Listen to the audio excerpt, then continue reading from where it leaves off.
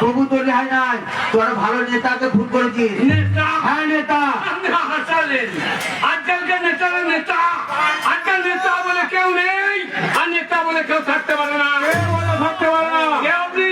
আমি নেতাজি সুভাষচন্দ্র বোস। না, একটা ভারতবর্ষের প্রত্যেকটি নাগরিককে বলেছিলাম, please keep the blood and we'll give you freedom.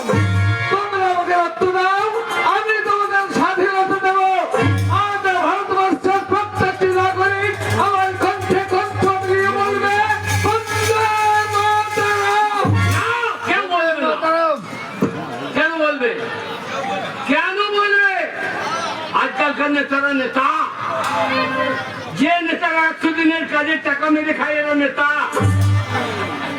বিধবাদের পেনশনের টাকা এরা হাত পেতে নেয় এরা নেতা, শ্রমবাদী 2000 টাকা থেকে এরা পয়সার ভাগ যায় এরা নেতা, মানুষ খেতে পায় না নেতাদের ঘরে লাখ লাখ টাকা দেবে এরা নেতা, না নেতা নামের কলঙ্ক।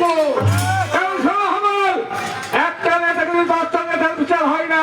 এখন বাংলার মতো ভালো ভালো নেতা আছে, আছে বলে আজ ওর সমাজের উন্নয়ন হয়। ভালো নেতা আছে বলে সমাজের মানুষ উপকৃত হয়। তাই একটা নেতাকে দিয়ে 10টা নেতার বিচার হতে পারে না। হামাল, আগে আমি জানতে চাই কেন, কি কারণে তুমি এতগুলো মানুষকে খুন করেছো? মানুষ, হ্যাঁ মানুষ। স্বচ্ছ ভারত স্বচ্ছ ভারত বলে মানুষ চিৎকার করছে। পায়খানাকে ঘরে করলে কি স্বচ্ছ ভারত হয়? পেচ্ছাপটা বাথরুমে করলে কি স্বচ্ছ ভারত হয়? সমাজের যারা নোংরা আবর্জনা তাদেরকে যদি সমাজ থেকে ছেঁটে বিদায় না করা হয় তাহলে সমাজ কোনোদিন স্বচ্ছ হবে না। আমি যাদের খুন করেছি এরা সমাজের নোংরা আবর্জনা, তাই আমি এদের খুন করে আমি কোনো অন্যায় করিনি, আমি কোনো অন্যায় করেছো, করেছো বড় অন্যায় তুমি করেছো। কারণ আইনকে তুমি নিজের হাতে তুলে নিয়েছো। নেতাজি আর যে অপরাধ তুমি করেছো তোমার বিচার হবে। তোমার বিচার করে উচ্চ আদালতে হবে না, তোমার বিচার হবে জনতার আদালতে। সেসব জনতার সামনে তুমি একটার পর একটা খুন করেছো, সেই জনতা দল করবে তোমার উপযুক্ত বিচার।